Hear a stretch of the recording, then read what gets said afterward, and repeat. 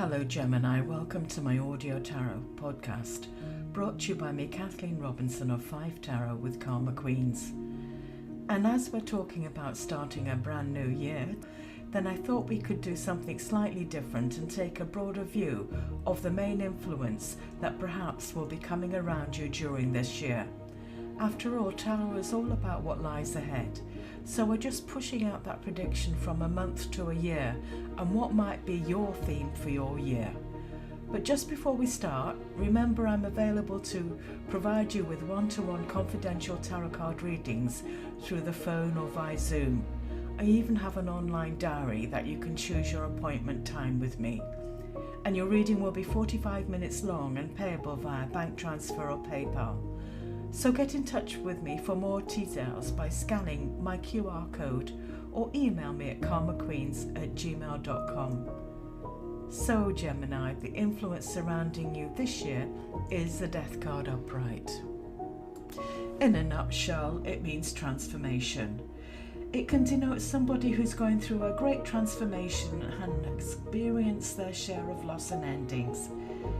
They need to release the past and let go.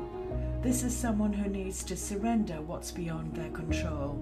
They might feel drawn towards everything dark and dangerous with deep urges to survive, reproduce, and have power and control. And sometimes there are issues with money and owing money to others, as well as gaining an inheritance of some kind. It's all about hidden grief in deaf people who are wanting to be released so that a new dawn can emerge. So the message here is, the more accepting you can be of change of all sorts during this time, the less you try to control. The better and more comfortable this time is going to be for you. Often what you need to let go of is some sort of self-limiting belief or attitude. And sometimes we just can't see how our attitudes are hurting us. And when that is true, this time period can be a wake-up call. The energy of this time is not just change or destruction, it's change or destruction followed by renewal. Even though one door may have closed, another's opening. So are you going to have the courage to step through this year? And if you hate your job or are underemployed, but you've not wanted to leave because of the steady income, you could end up being forced out. Ultimately, this would lead to your greater good. But wouldn't you rather leave on your own volition? You may benefit most from a complete change of field. Go on, make the leap. You can do it. And if you're clinging to a relationship that you're deeply unhappy in because you don't want to let go of the familiar or because you hate to be alone, you are doing neither yourself nor your partner any favours. And Death Tarot card indicates feelings that you've buried only to be reawakened. And these feelings could have been buried very deep and they can overwhelm you. So you might be dealing with childhood issues and it speaks of feelings. You could feel the need to break free from routine and try something completely new. And if you're asking about how somebody feels about you this year, the Death card means somebody is not completely opening up emotionally at this stage. They most likely need to get something off their heart before they can open up. So have a frank and honest discussion about the problems you have with the relationship. And if they can't or won't make a change, or you can't or won't, then perhaps it's time to let go. If you can be brave and take the chance of leaving the security of this relationship, you can find one that works much better for you. But first you have to face the problem and try to fix it. Not all relationships are fixable, but don't beat your head against a wall for very long when you know enough is enough. In terms of finances, you may have to make some sacrifices to deal with coming financial challenges this year.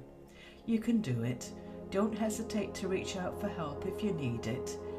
You don't have to struggle or suffer alone.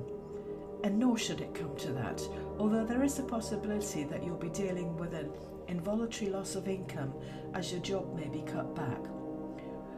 Don't avoid reality if it comes about. Figure out exactly what you are dealing with, face it, then do what you must to get through it. Ultimately, you will profit greatly from what you have learned, and you'll be fine in the long run.